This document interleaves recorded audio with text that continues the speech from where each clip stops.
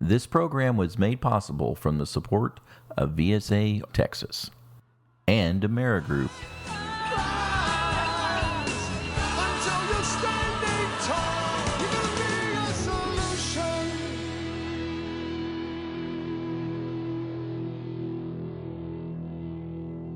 Rise up, Amerigroup. The following program may contain strong language and brief nudity. But don't get your hopes up. After all, this is Public Access TV. I'm Gene. And I'm Dave. And we're the Gene and Dave Show. And we're here today to save the planet, Gene. We are indeed. Oh, man, I am all fired up after Eco South by Southwest. It was a great South by.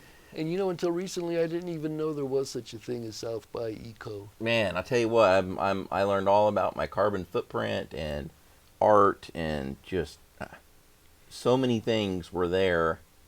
It was an amazing day. And, you know, like our friend Kathy Keller always says about it, who was the one that told us that we needed to get out there because it was so important to us. You know, she's like, it doesn't matter what platform you're on, what your favorite rights are, women's rights, you know, racial rights, civil rights, disability, accessibility. It all doesn't matter if we don't have a planet to live on. Exactly, yeah. So Eco is a nice blend of science and sociology and psychology because it's the whole human factor. It is. It really is, yeah.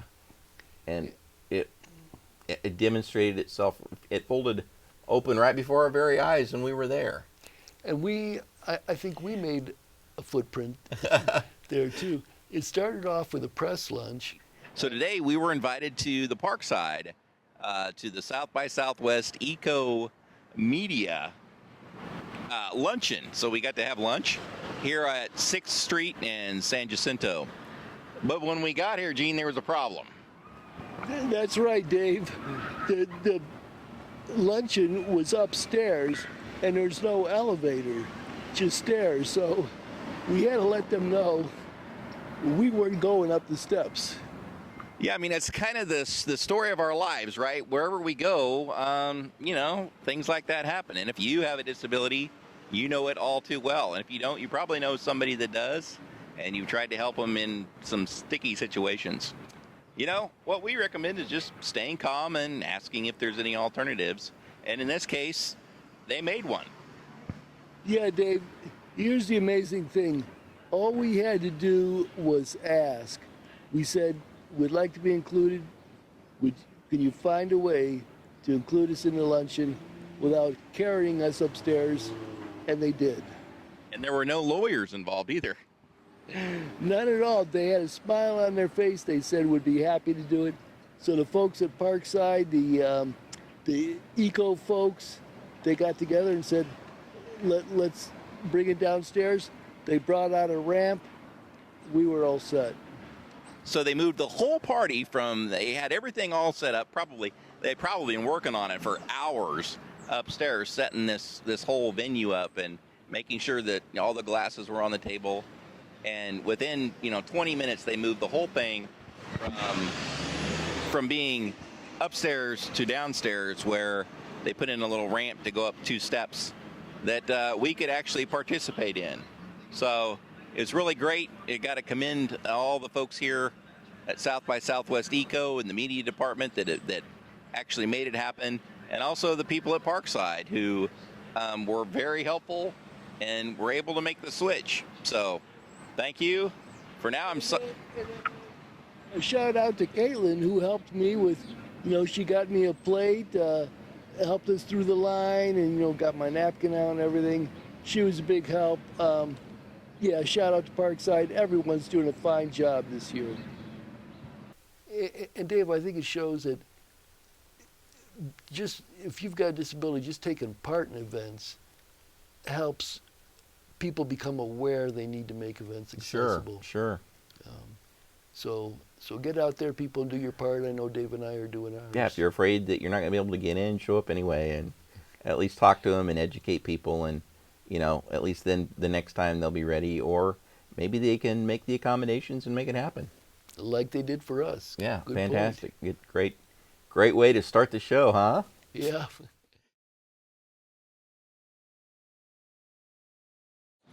First of all, I'd like to say thank you all so much for coming, and we're excited for you guys to be here on a beautiful day in Austin, Texas. My name is Rachel Mardigen. This is Scott Wilcox. Together we are the co-founders of South by Southwest Eco. And thank you.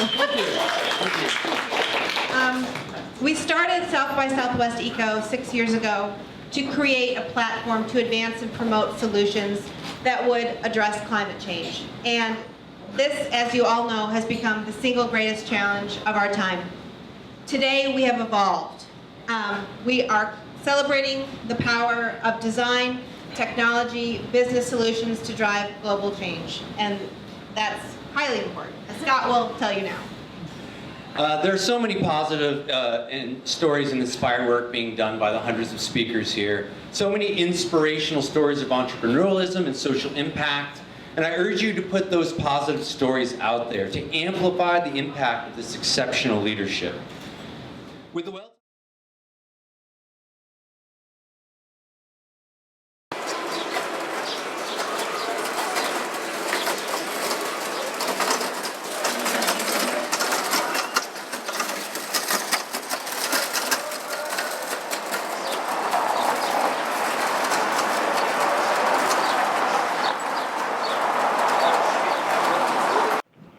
Wow, what an awesome day to be outside, Gene. Dave, you couldn't ask for a more beautiful day. The South by Southwest Eco folks have got it in on climate, and they dialed up a beautiful day, and here we are. I can't believe even some of the eco stuff is happening outside. Go figure. Outside, getting, being out in the environment. What a great thing. It's at the park right across the street from the convention center, sponsored by Southwest. So we're glad to have them out here. And they've even got a few snacks and treats for people. And you remember what the one thing we couldn't find at South by Southwest was, Gene? I sure can, Dave. It was water. That's right. No matter where we went, they had all kinds of free drinks, even, vodka, free beer, everything. But if you ask for a glass of water, nobody had one. But they do here at the Eco Fair. They do indeed. I got my South by Southwest water today. That's right. So we're going to enjoy some of the weather, soak this up, and take a look around at the fun games that they have and maybe meet some new people. Okay, so I'm not real sure what they're doing behind me here. They're building something. It kind of looks like maybe they're building a hangman's stage. You know what? And I think the next guy that throws a plastic bottle in the trash can, well, I don't want to be here when that happens.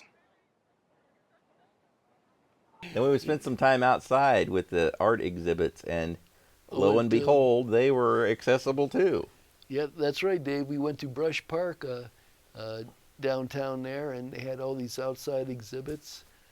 They had the clouds. I'm not sure what that 3D exhibit was about, but they had this big teepee, this frame, multicolored frame, looked like a teepee, and would like to thank Jennifer Chenoweth from xyzatlas.org, who I understand is responsible for that. Yeah, and she said that, she had a photographer out there taking pictures just as we were filming, and she emailed us and she apologized for it not being accessible. And, we said, really, it was, that we got in and it was great, and it was really nice to see that she was actively, trying to make her art exhibits accessible for everyone. So here we are at the Eco South by Southwest, and I know that Gene has been looking around for new accessible housing, but Gene, I think there's a little problem with the teepee that you're here underneath. Well, Dave, this is what you call a captive audience here. Now I can't get out. But no, the good thing is this place is accessible. So there's a number of exhibits here at Brush Park that South by Southwest sponsored for the South by Southwest Eco. and this place happens to be accessible. So all the demonstrations around here, exhibits, we can enjoy, and it's nice to be included in this kind of stuff. Absolutely. I do like your new house, Gene. But hey, before you go to the bathroom, I think we're going to turn the cameras off. I think so. Relax in our billowing sky space, hug a cloud, and sneak inside. Let's follow the cameraman as he goes inside the clouds.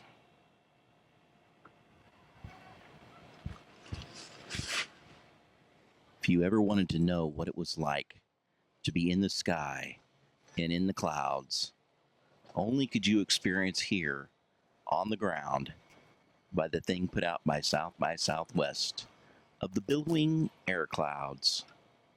Oh, it feels so lovely. Dave, it is lovely. I feel like I'm on cloud 9. Reporting from Cloud 9, I'm Dave. And I'm Gene. And we are the Gene and Dave Show. That was great. And now at this outdoor exhibit, which is, all this is still part of South by Southwest Eco, they had a talking bench. Right. And so you go up to the bench, you sit on the bench, you press a button, and you could either hear someone's stories or you press a button and record your own story. Right. Well, after we looked for the button for a while, there was no button, and I guess we missed the day that the recording bench was there. But we still got to listen to people's stories, which was kind of neat, and so we figured we'd interview the bench. Yeah, and so we did, and this was a great art exhibit of including the community, building community, which is all part of South by Southwest Eco. Button and the computer is like randomly proposing stories that people are like recording on the other side. And the idea behind this is that like people can get to know, like without having to meet someone on the bench, they can at any time get like stories about the place. And this is like part of, it's just like one of the installations of a bigger project that we're doing. And it's about basically shifting the perception of people towards their community and their environment. So that's like you get more like stories and views and perspectives on your own environment. Yeah, this is a prototype. Wow, this is probably the most effective, interactive interview I have ever done. Gene, we have never interviewed a bench before in our lives. Well, here at South by Southwest Eco, Is because there is little sense of identity. I hate to talk over people, but man, this is great, quite a concept. So the idea behind this concept is, you may have heard earlier, you can come and sit down at this bench, press this button, and record your story. You record your story into the bench, and then the next person that wants to come by and sit down, they can hear your story, or stories of how somebody got to Austin, or what the exciting thing might be. Anyway. Well, Dave, can there be anything more exciting than a Gene and Dave show? I don't think so. I don't know where the button is, though, to push to record. Let's see if we can find it, shall we? City. And is everybody welcome the city. And that's basically fundamental of the city. Have a agenda for that right there. And we have so many people come from outside the wall and outside of the state.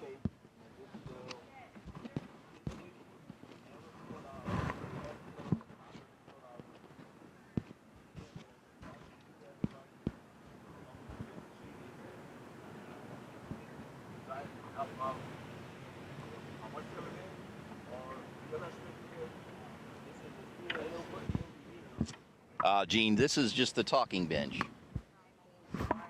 We actually missed the recording bench. Go figure. Well, Dave, in any event, this has got to be the most interesting bench that we've ever included in a conversation. Absolutely.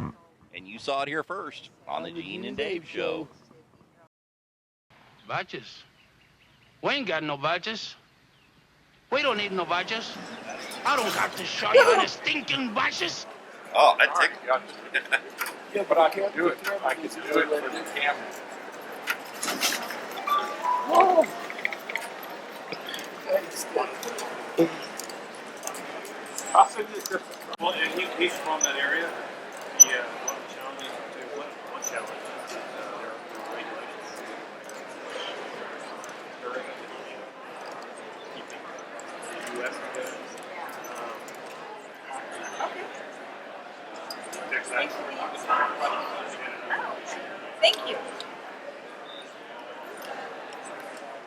Well, Dave, who do we have with us today? Tell us who you are and a little bit about yourself. Hi, I'm Dee Lawrence, and I'm the director of Cool Effect, which is a new web-based platform to encourage individuals to help do something about climate change by supporting projects that verifiably and scientifically proven to reduce CO2 emissions. Wow. What can I, as an individual, do to reduce the carbon imprint I'm making? Well, there's a lot of things you can do. You can reuse your, certain things. You can recycle. You can eat less meat. You can drive a fuel-efficient car. You can put insulation in your home. But one of the other things you can do is you can support projects that verifiably reduce CO2 emissions. It's cheap, it's simple. Everyone has a carbon footprint of about 17 tons of CO2 per year. Dave, I learned that earlier.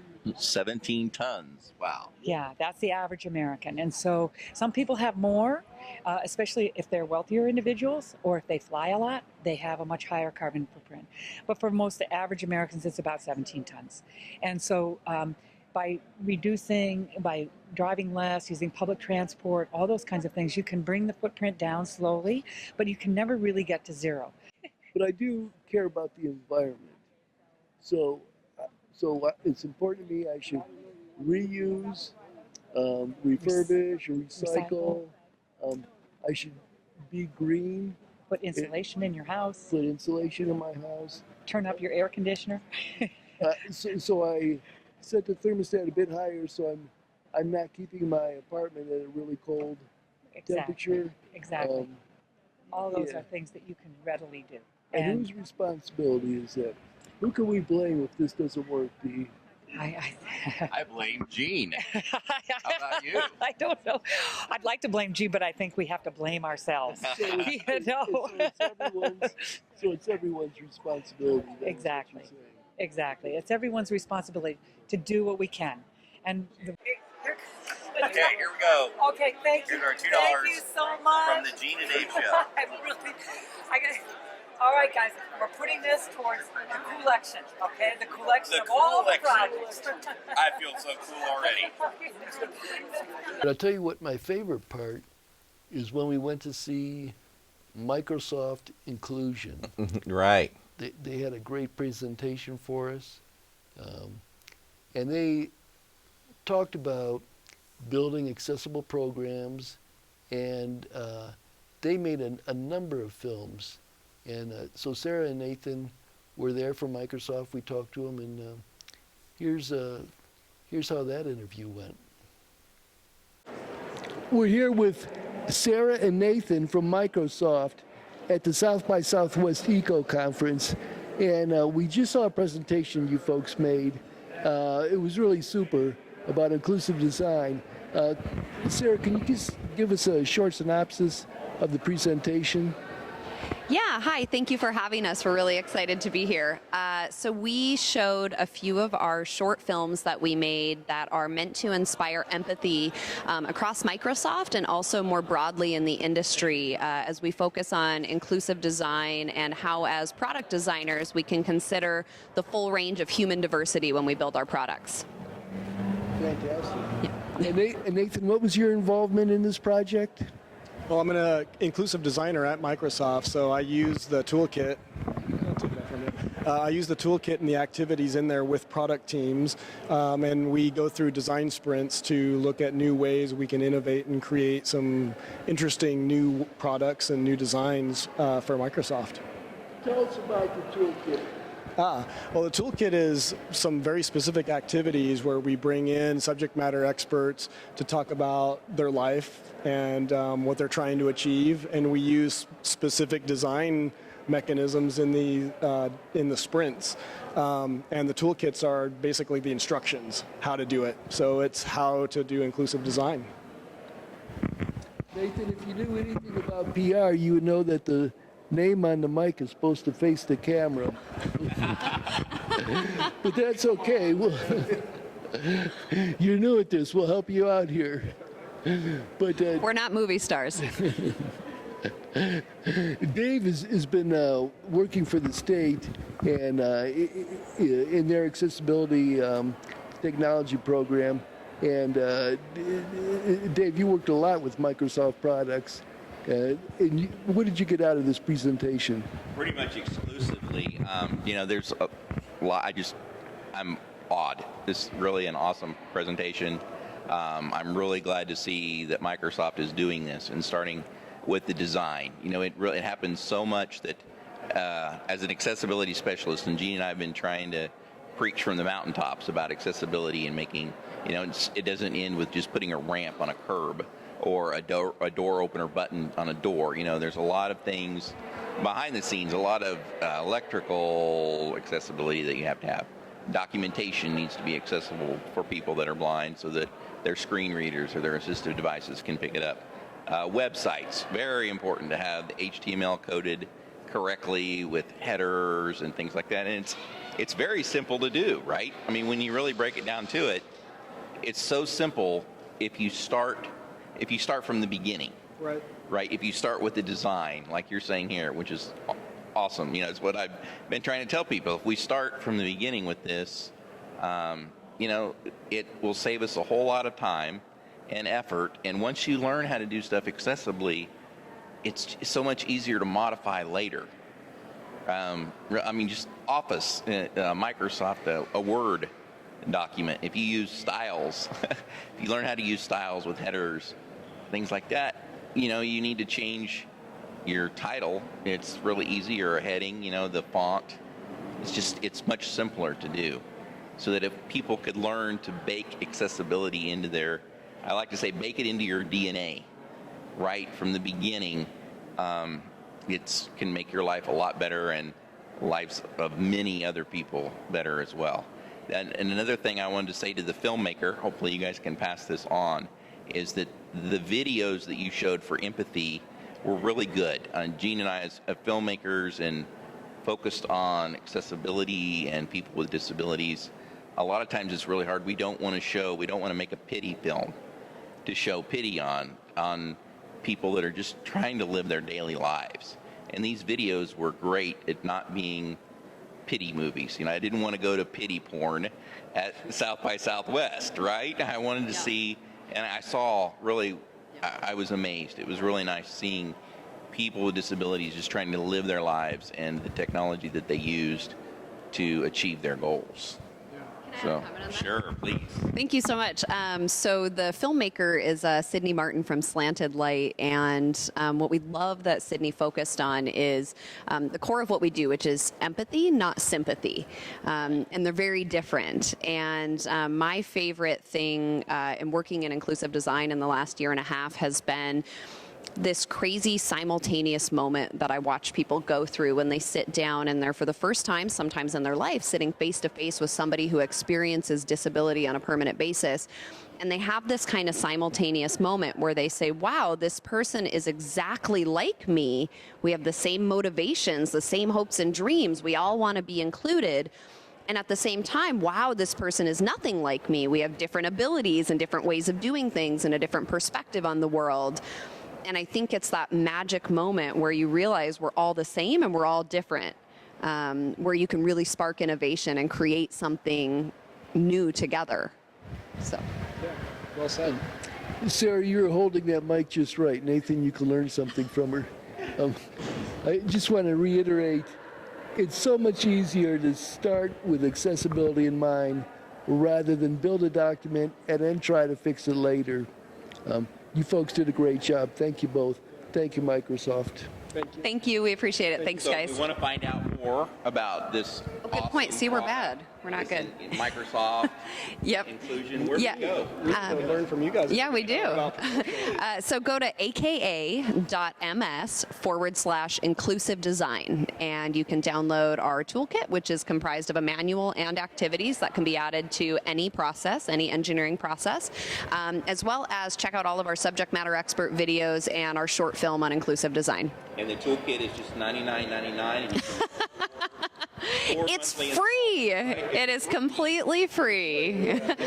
Completely free. Yeah, no, we've licensed it under Creative Commons license. We're always looking to make it better, so please download it, use it, send us feedback. We actually respond. I am the person on the other end of the inbox, so please send us feedback, inclusivedesign@microsoft.com. We'll do it. Thank you so much for being on the Gene and Dave Show. Thank you. Thanks, guys. Thanks. Thank you.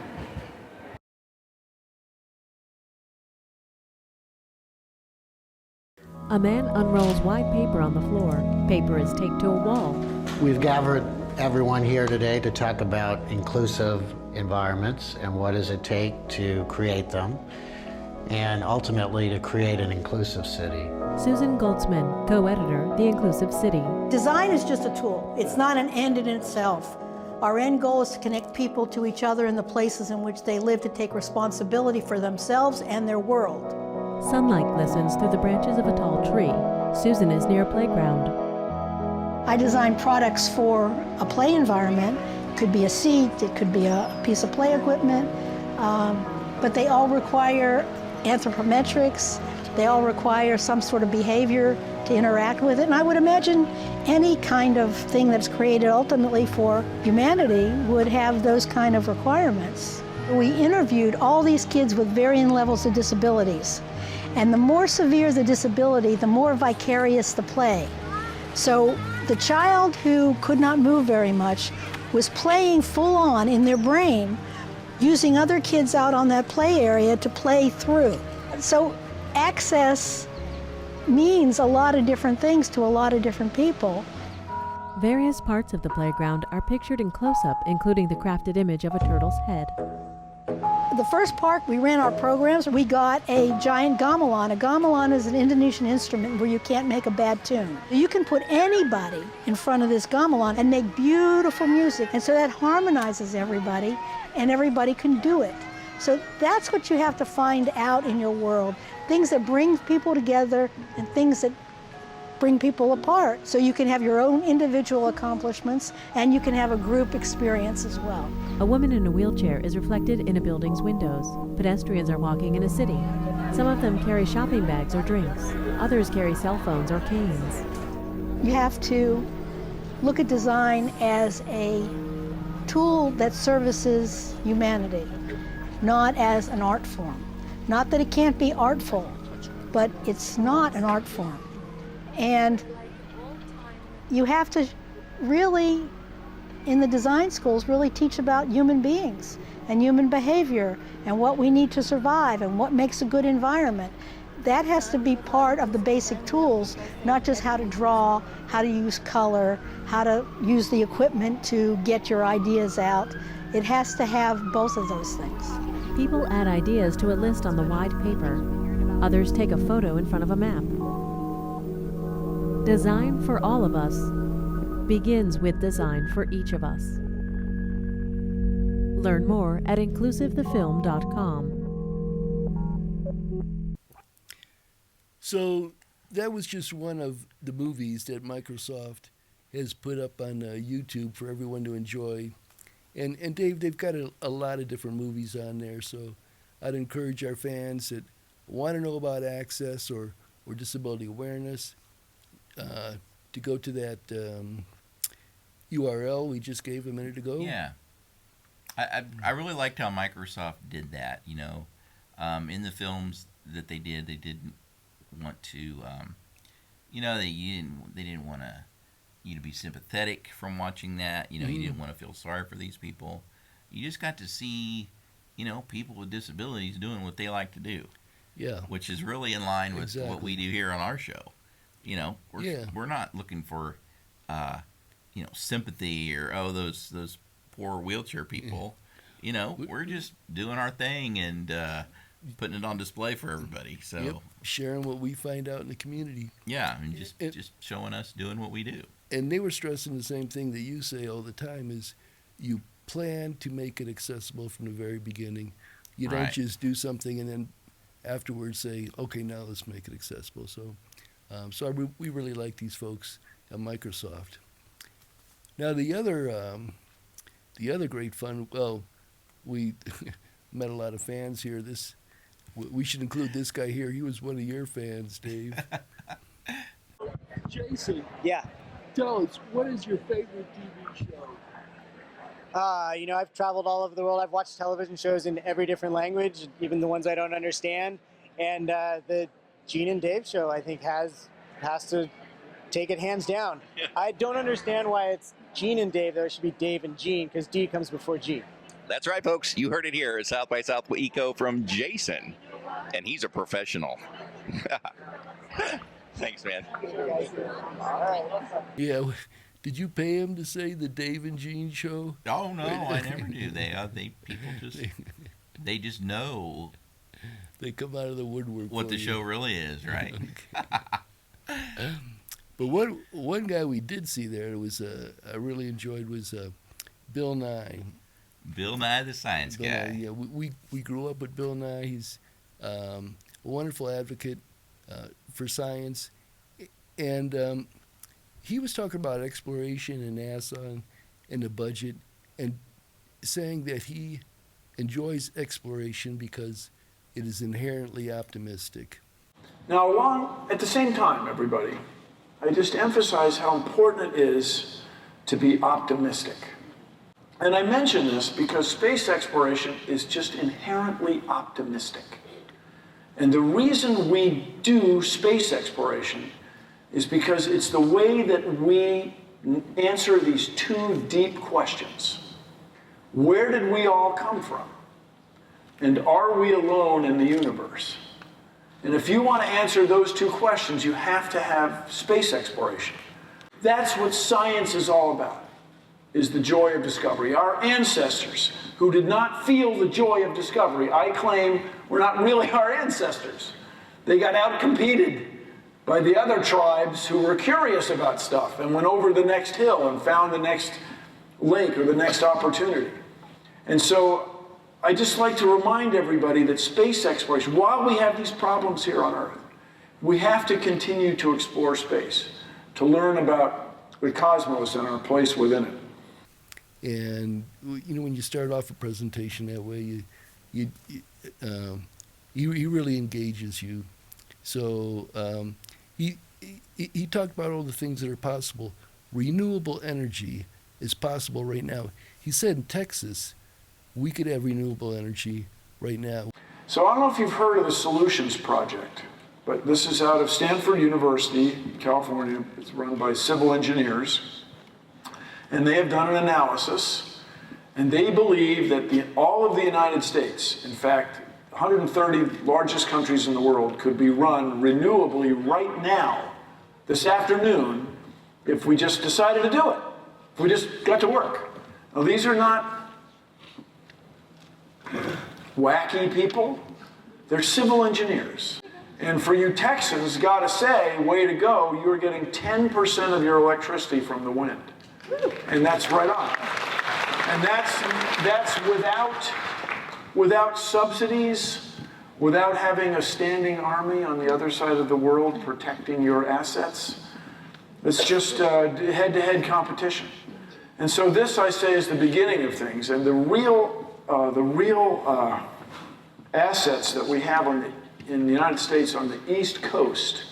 This is the Solutions Project plate for the state of Texas. The real asset we have is wind off the East Coast. We just had a hurricane, for crying out loud. And 100-mile-an-hour winds are strong, but airplanes fly way faster than that. Airplanes fly through hurricanes. I mean, they're strong winds, but they're manageable if you engineer the thing properly. So in the state of Texas, by way of example, we could run the whole place renewably right now if we just decided to do it. And the number of jobs would be fantastic, 300,000 jobs. That's 3 Dallas Cowboy football games full of people. Just trying to put in perspective. Okay, I don't know, I hope they'd all be cheering properly. But you guys, this could be done. We have the technology, and the real opportunities are wind and solar energy. Then there's some tidal energy, some geothermal energy.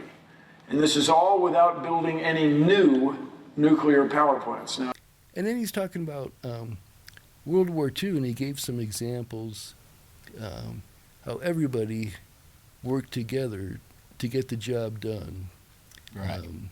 And the sacrifices they made, but they were able to get the job done. And if we all work together, we could have renewable energy right now. We wouldn't have to put all this carbon in the atmosphere. It goes back to if everybody would just do their part, just do a little bit and make something happen.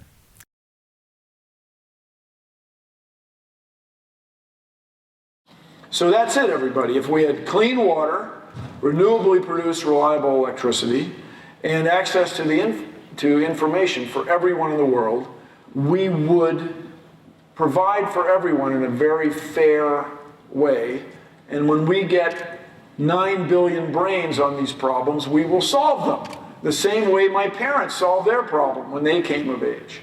And with our brains, my friends, we are going to solve these problems. We are going to address climate change, and we are going to, dare I say it, change the world. Thank you all very much. So our takeaway from this, work together for a better world, and access is part of it, inclusion. Yeah, I was just waiting for him to have some of that electricity just come out from his fingers and have, some big electric storm show or something. But, it didn't happen at this one. But anyway, he is a very intelligent, bright guy. Yeah, and to sum it up, at